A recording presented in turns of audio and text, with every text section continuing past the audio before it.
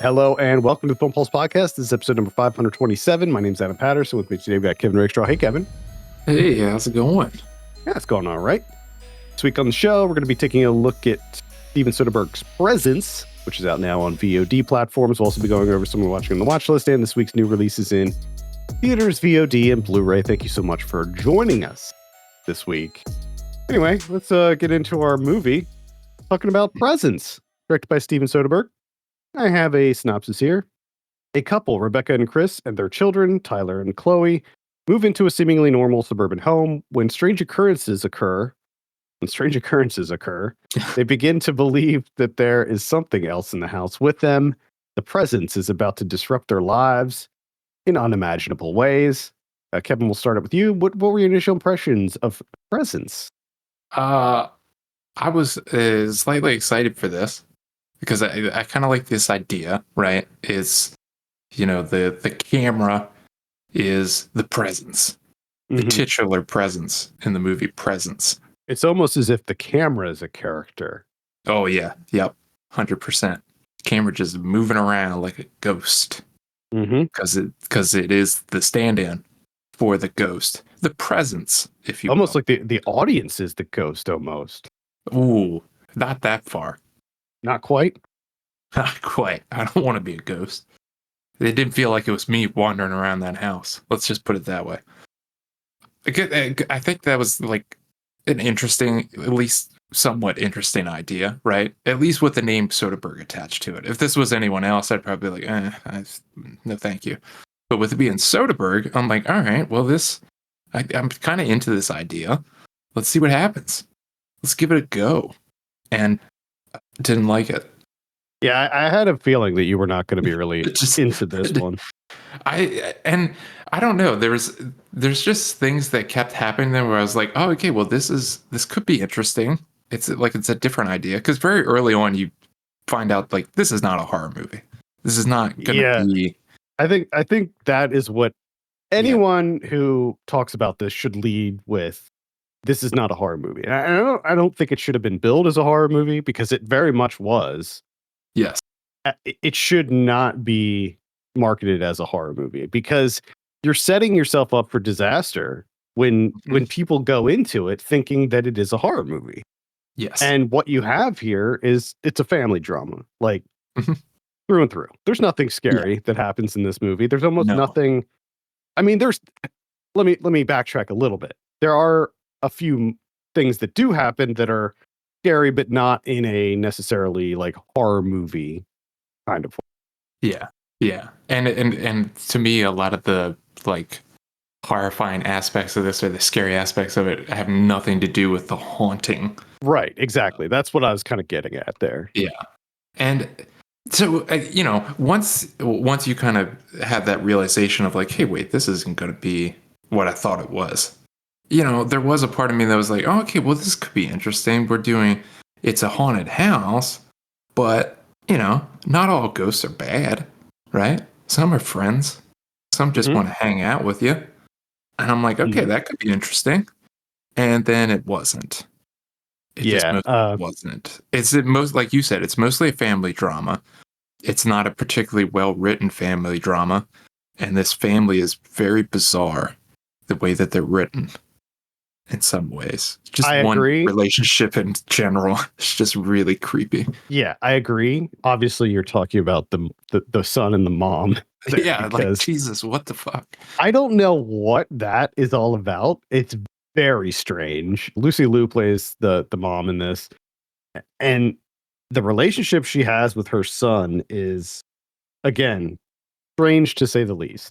Yes, and I don't know why. Like, it didn't go anywhere. So I'm not really sure, like, other than pointing out the fact that clearly the son was her favorite, which I feel like they could have done in a myriad of other ways, other than what they did. Because what they do is confusing and creepy. And I don't really get it because I don't feel like it really has anything to do with the movie because it doesn't. I don't know. They don't really do anything with that. No, but it's just very bizarre the way that it's written. Because the dad just kind of like straight up hates him. which is slightly understandable. Well, The yeah, kid is kind exactly. of a Because the shit. kid, yeah, the kid's a little asshole. I liked the dad character a lot, actually. I think that he was a good dad. I liked that he wasn't like a piece of shit because I was expecting him to be a piece of shit. So Yeah. it was nice to see like a dad character in a movie like this actually be like a decent person. He's played by Chris Sullivan, by the way. There were a few things. There were a number of things that I liked about this. Well, while I do agree with you that it wasn't the best written. The script wasn't the best, but the way that it was executed, I thought was interesting in that there was a lot of like over talking, like people the characters talking over one another and stuff. And a lot of the time, it did feel like sort of natural conversation. I liked that. And I also liked the camera work. I thought the camera work was really good. I liked the whole kind of presence. uh, it was sort of like a POV, but not really because like you're not a person, so it's not like you're walking around. You're a ghost, so you're able to sort of float around. So it did feel more like a camera than like we were actually looking through the eyes of this presence. And I liked that. I liked the way that the camera was kind of swooping around the house and kind of like going into closets and stuff like that. I thought that was cool. It was good camera work. I don't know if this was like shot on an iPhone or something. It felt very iPhone-y to me. Yeah. Oh yeah. Not sure how it was shot, but it must have been some kind of like little little camera or something. I don't know if it was shot on a. I wonder if anything says it here. Oh, it was shot on a Sony A9 III. Sony A9 III. Oh yeah. Okay, Yeah, so the A93. Mm-hmm. well, I just looked it up because I'm not. I don't know what. I'm not good with cameras, but I'm looking at it right now, and it's just a regular like. It's just a regular camera. Yeah, it I could looked get. like it. Yeah, I could get it at B&H for 6 grand. Get out of here. You can make your own presents. Yep. Presents too. Just float around a house. What did you think? I don't necessarily want to give it away, and I don't think that we even need to go into a spoiler section or anything. But what did you think about the end and like sort of how it played out? Man, I will say the one positive thing that I have to say is that Wes Mulholland that plays the kid. Oh, God, I oh mean, my very god! good performance because I fucking hate this kid. I just Yeah, hate him. Like that's how good he is in this movie. he Because plays I think I will hate such him forever. he plays such an evil piece of shit in this. Yeah. So kudos to him. Downfall is I'm gonna hate you forever. So kudos to him. Tip of the cap. But everything, like the whole, like that progression and everything with that part of it, just kind of felt like Soderbergh and they didn't know what to do. They're like, well, we got to wrap this up somehow, and it just felt, I don't know, felt disconnected from the rest of the movie for me. Just didn't quite work. I think that it was like sort of designed to be a kind of a shocking twist and a build up to that. And I guess I just wanted more out of that. Like, yeah, I just wanted something more out of this movie as a whole, I guess. I Yeah, feel like I that think, I feel like it's a good concept. I feel like the bones of this movie are good, but maybe I could have used like a couple more little set pieces or just something. But yeah, I just feel like it was a bit lacking. It felt very brief too. Like the movie itself, I oh mean, yeah, it's 85 minutes, but it feels like very short to me, at least. no, and I feel like the the bulk of what you have here too. I feel like it only warrants a short movie, like a short film. You know what I mean? Like Mm-hmm. 85 feels like just padding this bad boy out, make it a full length. And I think it could have been just as good if it was, 27 minutes long. I think that the twist at the end, I mean, I guess if you want to call it a twist, I think the reveal at the end, I think would be more impactful if it was actually just a short film, because it would come faster, and I think it would feel more like a surprise. Yeah. Whereas, It just, yeah, and that's a good point because I was trying to think of what it was about it specifically that I didn't like. And I think because so much of the movie leading up to that point is somewhat disconnected from that storyline mhm, in some ways, that it just kind of felt like a kind of unexpected out of nowhere type development, yep, which I was already like, I'm already kind of reeling, not really, but somewhat of like, hey, I thought this was a horror movie and it's not. mhm. This is a family drama. And then you spring that on me at the end, and I'm like, wait, that's not. I thought this was a family drama. Now what are we doing? And now we're trying to be spooky? Too late, guys. This is Too only late. 85 minutes to try and do a bunch of shit with a floating camera. I will say the house, gorgeous. Gorgeous house. Yeah. Yeah. I'll float around that house. Oh, for sure. Yeah. If you're gonna haunt a house, this I would one, haunt the shit out of that house. Are yeah. you kidding me? This is a good one to haunt. The wood alone. I just feel like that's got to be. Got lucky with the the location, your haunting location, because I don't think Mhm. you get to pick. No, I I don't think you think get so. trapped to a certain area.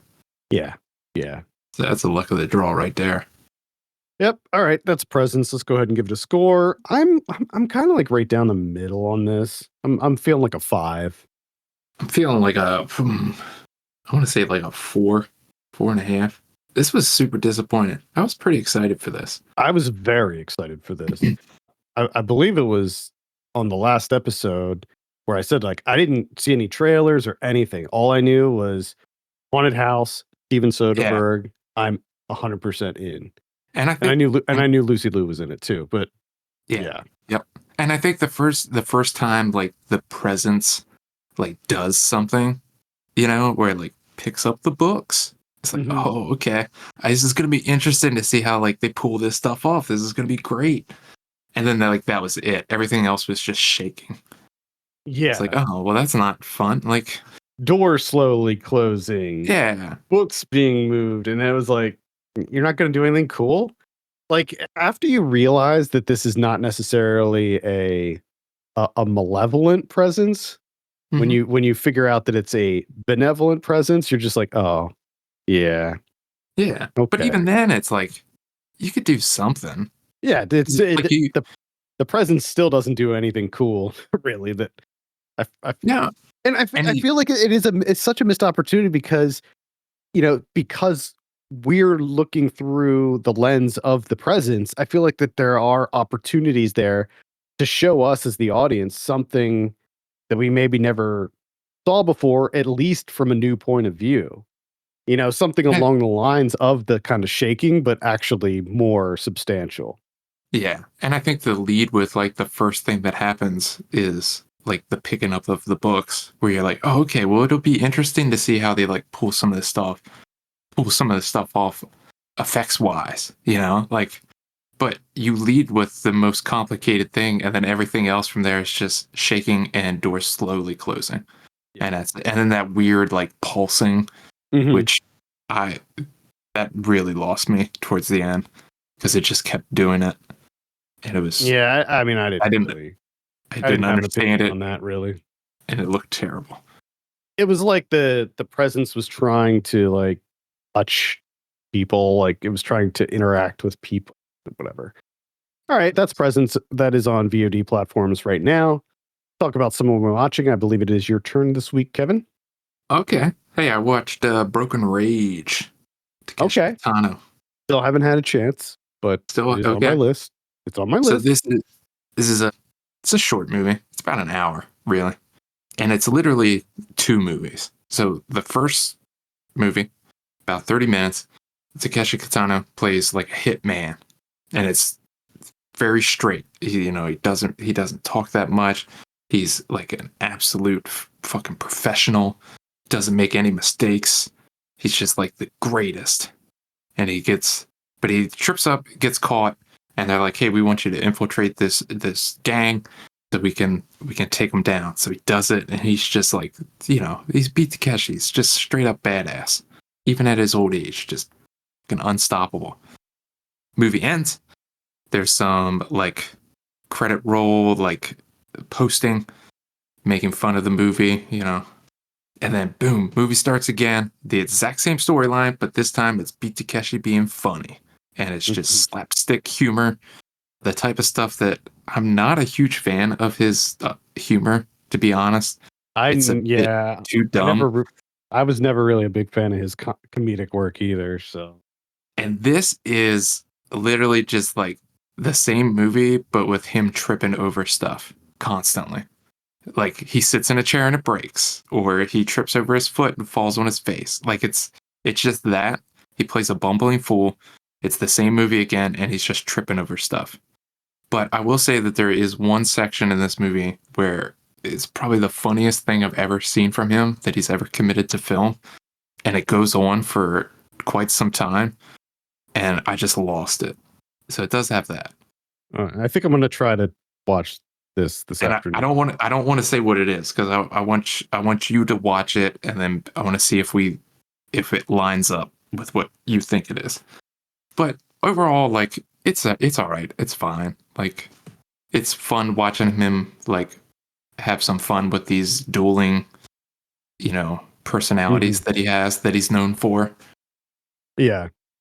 All right, cool. That's Broken Rage. That is on Amazon Prime. You can check it out there.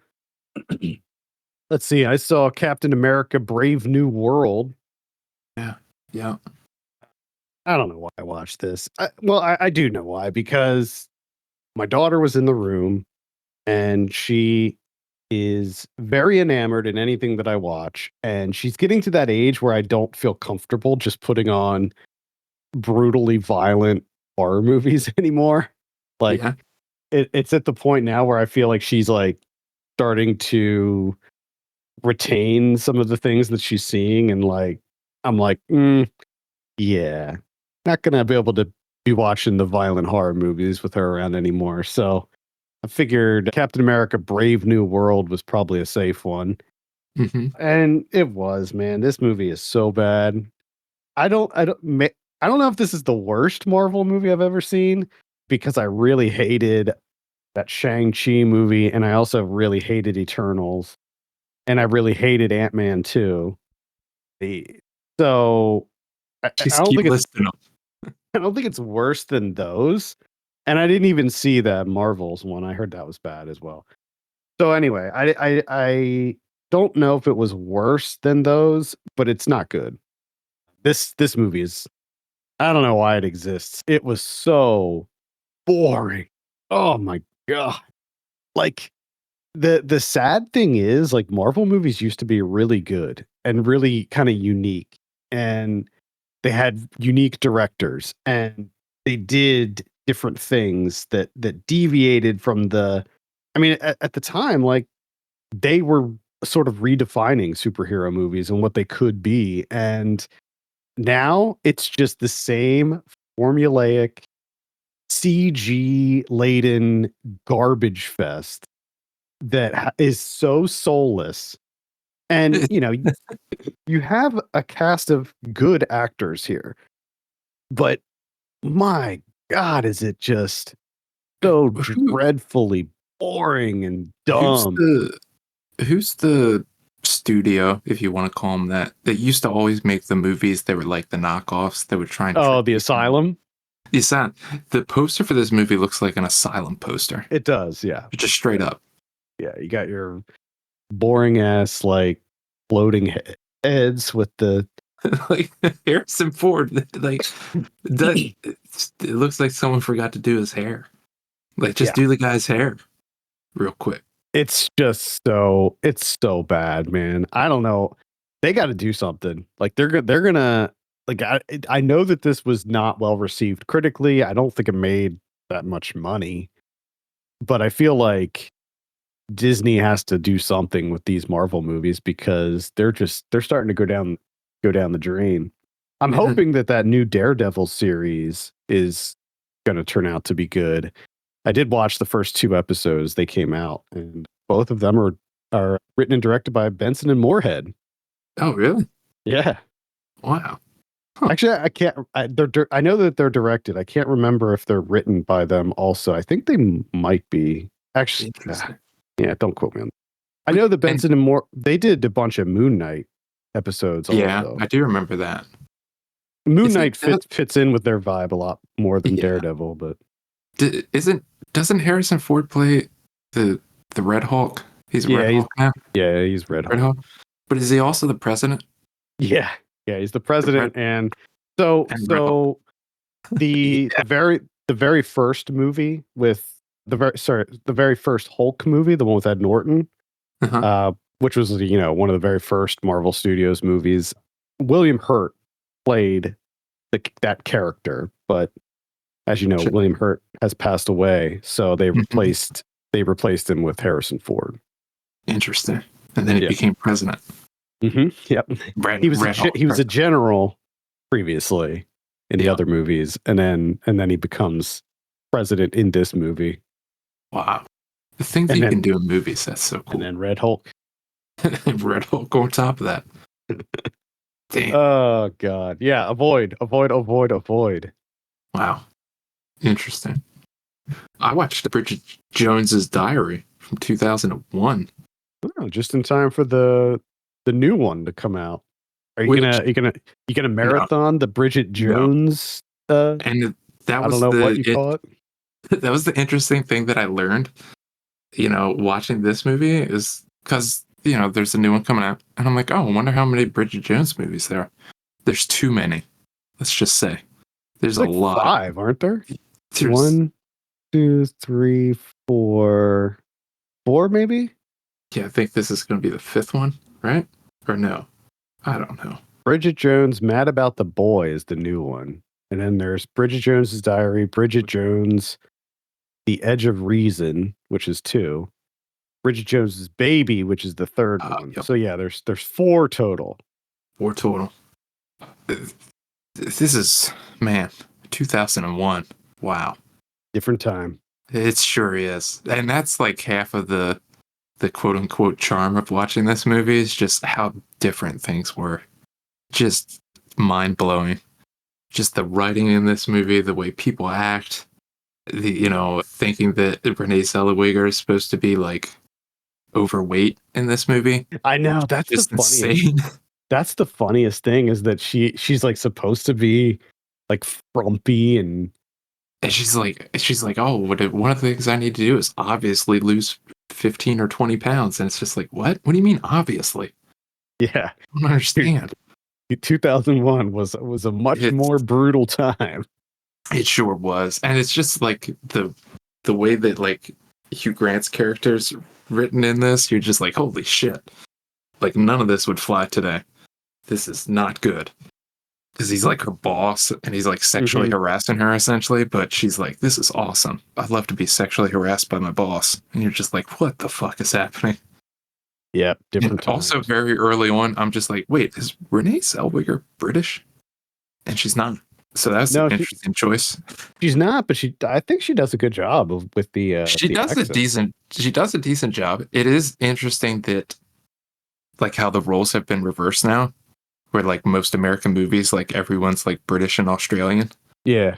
Like almost no actors are American. Yeah, pretty much. The tables used to be turned back in 2001, but not anymore. Yeah. It's an okay movie. It's all right. It was a fun like time travel type thing. You know what I mean? Mm-hmm. Yeah. Just because it is purely 2001. Yeah, I can imagine. Looks like that. It's wild. Cool. That's Bridget Jones' Diary. I saw Heart Eyes from earlier this year. This is directed by Josh Rubin. This is the guy that did Werewolves Within. Oh, he also did Scare Me. I forgot about Scare Me. Didn't like that. Wasn't a big fan of that. Heart Eyes is pretty good. I actually enjoyed Heart Eyes. This is a slasher movie, but it's definitely within the kind of horror comedy subgenre. the thing that I liked about it is that it doesn't go too far one way or the other. Like it does straddle that line really well. I don't like horror comedies where they lean way too heavily into the comedy side and everything feels like fake and just forced and just bad. I like it when the characters in a movie play things straight, but in a more comedic way. There's more one-liners, there's more kind of zingers that they say, and that's this movie. There's a kind of a little bit of a '90s slasher vibe to this. Back when '90s slashers had a little bit more of that comedic zest to them. They were a little bit more self-aware. What you have here is it's a pretty standard slasher movie. It's this killer, this serial killer only strikes on Valentine's Day, and he kills couples. So you better watch out if you're a couple and you're going out on Valentine's Day because the hard eyes killer is gonna get you. Maybe. God. The kills in here are pretty good, actually. There's some really cool kills that happen, some interesting things that happen as well. Somebody gets stabbed with I think it's like an arrow. I can't remember if it's I'm pretty sure it's an arrow, and it doesn't go into their face. It goes parallel to their face. So it goes through the top layer of skin on their face, and and it through their eyelids. So that was kind of interesting and looked extremely painful. Somebody gets absolutely destroyed with a tire iron too. So good kills. The effects work is pretty solid. There's definitely CG happening here, but it's a mixture of practical and CG, so it's not too bad. I liked the mask of the killer too, with the hard eyes. The killer hunts at night, so the hard eyes are actually night vision. And there's a couple POV shots where you're looking out through the eyes of the killer, which is kind of fun. But yeah, I actually enjoyed this movie, and I would give it a light recommend. That's Hard Eyes. You can check it out on VOD. Add that to my Friday night list. Sounds Yeah, like I mean it's not or not amazing or anything, but it's no. it's a solid bit of fun. I'll tell you what is amazing. Do you want to know something that's amazing, Adam? I do. A movie specifically Mm-hmm. from 1988. Okay. It's called Brain Damage. All right. I am familiar with Brain Damage. I am too, and I watched it again because I was like, "Wow, I love Brain Damage. I want to watch it again." And very early on, I was like, "Man, I wonder if this movie is as good as I thought it was the first time around." Because the first time around, I thought it was a 10 out of 10, absolute stone cold classic. Just one of the best things I've ever seen in what movies should be. And second time, I don't know how it's possible, Adam, but I like it more, even more than I did the first time. I wish that Frank Henenlotter would. I say that I wish he would make some more movies, but I also feel like it was a very specific time and place. Yeah. When his movies were able to be made in such a way where they really were able to shine. And I feel like if he did make something today, it wouldn't work. Yeah, because did Bad Biology work? It looks like you gave it 1 star. Yeah, So be careful what you wish for. That was 2008. Yeah. That was 2008, though. I mean, it's not what you want. But man, that run of 82 with Basket Case, 88 Brain Damage, 1990 Frankenhooker. Oh man, that's a next level run right there. That's a director. He's Director Hall of Fame for me, just based on 3 movies alone. Yeah, I don't even need any more from him. I liked the Basket Case sequels as well. They were really over the top, but I thought that they were fun. Yeah, I'm looking forward to watching these. But even just based on those 3 movies alone, he's one of the best. I'm sorry, but I've been really wanting to revisit Frankenhooker recently because I'm such a huge fan of Frankenhooker, and it's I've had kind of been having a hankering to revisit Frankenhooker.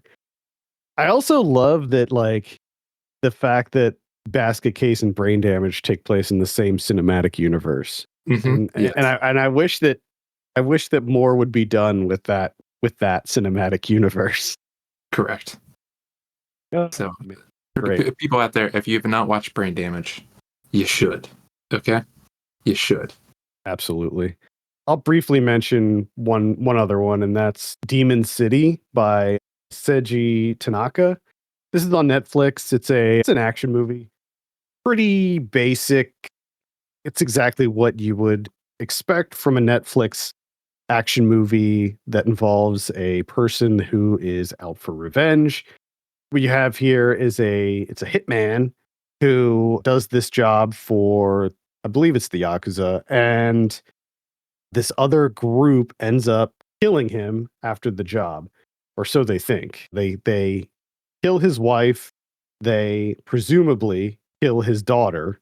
They later find out, of course, the daughter is still alive, but at the beginning, we think that they kill his daughter, and they shoot him in the head.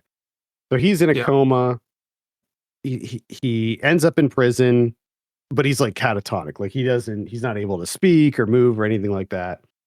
12 years later, he gets released from prison, and they try to kill him while he's out. And it's like, I guess, reinvigorates him or something, where he just kind of snaps out of it and then goes on like a murderous rampage to get his revenge. The action is very well choreographed. It's over the top. Feels a lot more gritty than some of the stuff that we've been seeing recently. It almost feels like it's kind of a 90s style, like Japanese action movie with a lot more CG blood than what we saw back then. But it's not like, I would say maybe it's a little bit over the top with the CG blood, but they use a lot of like regular physical blood as well. And yeah, I don't have much else to say. I enjoyed it. I thought it was fine. It wasn't anything particularly new or exciting, but it's a solid action movie if you're looking to see some like crazy over the top bloody action. Some of the set pieces are quite good. There's a lot of like kind of environmental work and stuff. It's not just hand to hand. There's a lot of blades. He has this like crazy looking machete thing that he uses to jack people up. And then there's like gunfights as well. So it's a pretty nice mix, but it's fine. Demon City. Bleh. All right, let's take a look at what we have in theaters this week. We got Novocaine. It's like an action comedy with Novocaine. Jack Quaid, and Ah. he can't feel pain. He has a thing where he's like he can't feel pain. Just So can't like feel it. yeah, so like a whole bunch of crazy stuff happens. We also have Black Bag. This is the Steven Soderbergh. I'll check this out when it hits VOD. Oh, is that what they call it now? I don't know. That's what I'm calling it. Oh, okay. We also have The Day the Earth Blew Up. This is a 2D animated Looney Tunes movie. What? Yeah. It's a Looney Tunes movie that's in theaters and it's 2D, not CG. It's Daffy Duck and Porky Pig. Huh? Yeah. Isn't that weird? Bizarre. First ever fully animated Looney Tunes feature length movie. Why? Like, why am I just hearing about it now? I don't know. I mean, I don't know. I haven't seen any trailers or anything, so I don't know if it looks good or not. I don't know if it's going to be good or what. But yeah, weird. It's weird that like they're releasing this movie, but they canceled that Wile E. Coyote one, which sounded like it was going to be really good. And it was completely done, edited and everything. And they had like test audiences for it. It was getting really, really positive reception. And they canned it for a tax write-off. Tax write-offs, man. Yeah. Freaking Warner Brothers, man. They're just awful recently. Anyway, we also have Opus. I'm interested in that. We got The World Will Tremble, and we also have The Actor. Those are limited release on VOD this week. Let's see. On the 11th, we have Rats coming out on VOD. Yeah. All right. I don't know what this is. What is it? I want to see this. I think Rats. Gosh. Yeah. Is it a graffiti? Emo culture, full swing. Got arrested by a psychotic cop. Just looks like. Oh wait. Yes, it has. What's his name? The guy from Fat Kid Rules the World. But what's the other movie that he was in? There was another movie. I can't find it. Oh, Terry, Jacob Wasaki. Oh yeah. Terror Bear. Heard good things about this. Yes. Yeah, this looks good. I'm interested. This is the first time I'm hearing about this. Looks quite good. We also have Every Little Thing for sale by Exorcist. Oh, God, man, what a terrible. It's supposed to be like for sale by owner, but it's for sale by Exorcist. Get it? Yeah. Yeah. Mm-hmm. We have Uncontained. Can't contain it. Nope. Don't even try. Candlewood. What is this? A horror? Looks like a folk horror, maybe. A family buys a house sight unseen in an isolated country hamlet. Things get rocky when the locals aren't as welcoming, and an urban legend turns out to be true. Yep, that sounds like some folk horror to me. Sure does. Am I the only one getting sick of folk horror? Are you getting sick of it? Oh, I sure am, bud. Okay. I wanted to make sure it wasn't just me. I was pretty sure. Oh, no. I'm with you. There's at least two of us. I'm sure there's more. There has to be. March 14th, we got Borderline. What is this?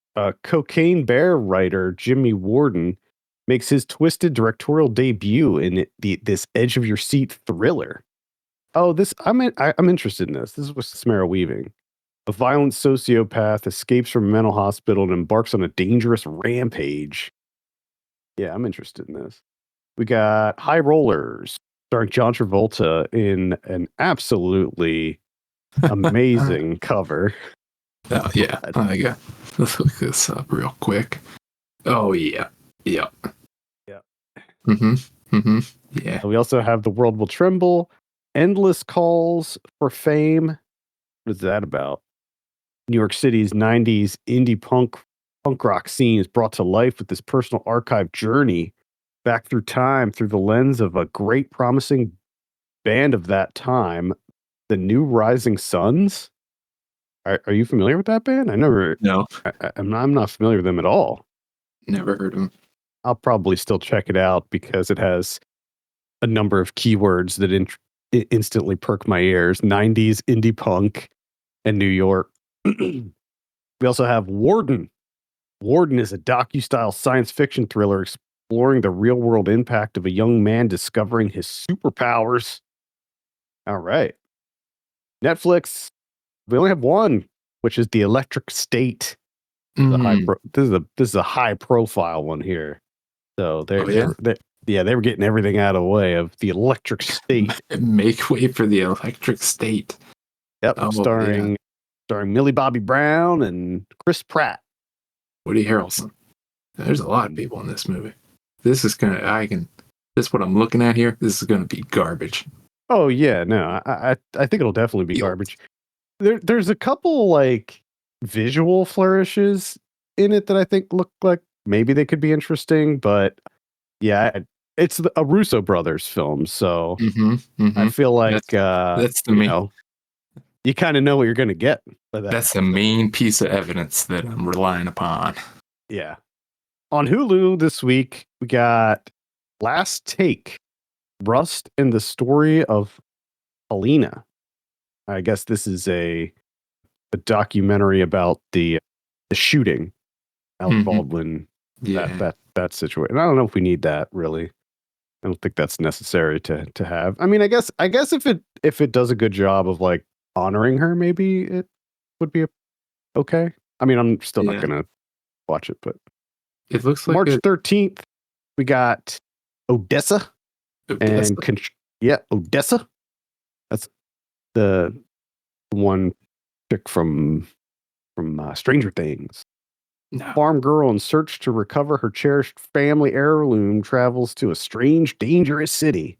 She meets Oh, her no, not the untrue city. love. Not the city. Oh, God. To Cities save are his dangerous. soul, she must put the power of destiny to the ultimate test. Uh-huh. Yeah. What? Okay. By the guy that did patty cakes. Oh, interesting. Ain't nothing more powerful than love. I mean, like the movie doesn't look good, but I liked patty cakes quite a bit. So I don't know. Maybe I have not seen a trailer or anything, so I have to give it a look. Also got Control Freak on Hulu. This is I believe it's a horror movie. After a motivational speaker contracts a mysterious infection originating from her homeland, she desperately attempts to halt the parasitic creature's torturous control over her mind and body. Oh, that sounds folk horror adjacent. Might be. Maybe it's like a folk body horror or something. Oh, Because boy. it definitely looks like it's going to have some body horror elements. Because the poster shows an ant crawling out of her eye. Jesus Christ, could you imagine? No. Disgusting. Coming out of your eye like that. God. Uncomfortable. At the very least, it would be uncomfortable. Oh, 100%. On Blu-ray this week, got Thief coming out in 4K. Hell yeah. 1981. Wait, is that a Criterion? Yes, Yeah, it sure Never is, mind. but Damn. that's all right. The little thumbnails, I can't see the little C all the time. Hidden. And I see it now, but it was like kind of blending in with the background there up there behind James Caan's head. Yeah. All right. We have Daylight from 1996. I liked that movie. It's a bad movie, but it's a fun bad movie. We got Trick or Treat from 1986. We got Best Defense from 1984. The Outcast. Wait, is that a Criterion too? No, I don't think so. No. I think it's just Thief. That's a Deaf Crocodile Films release. What? What? Yeah, Deaf Crocodile Films. What the fuck? No idea. That's a new one. Ridiculous. Wildcat from 2023. Samurai Fiction from 1998. The Mysterious Castle in the Carpathians from 1981. Zaza from 1986. Two-Way Stretch from 1960. Frog Nights from 1969. Zero Grad, aka City Zero from 1989. These are like all movies I never even heard of. Yeah, I haven't heard a single one of these. Crazy. The Killer's Not Alone from 1975. 100 Tears Extended Director's Cut from 2007. Eating Miss Campbell from 2022. That's a Troma release from the looks of it. The Hungry Snake Woman from 1986. Death Streamer from last year. Inside the Mind of Coffin Joe. That's an Arrow release. That's about it. What about Criterions this week? We got one. That's Thief from 1981. James Caan. Hell yeah. Michael Mann. Hell yeah. All right. I think that's going to do it for this week. Thank you so much for tuning in. You can send us your questions and topics to podcast@filmpulse.net. And if you could, consider giving us a review on your platform of choice. For Kevin Rakestraw, my name's Adam Patterson. We'll see you next week.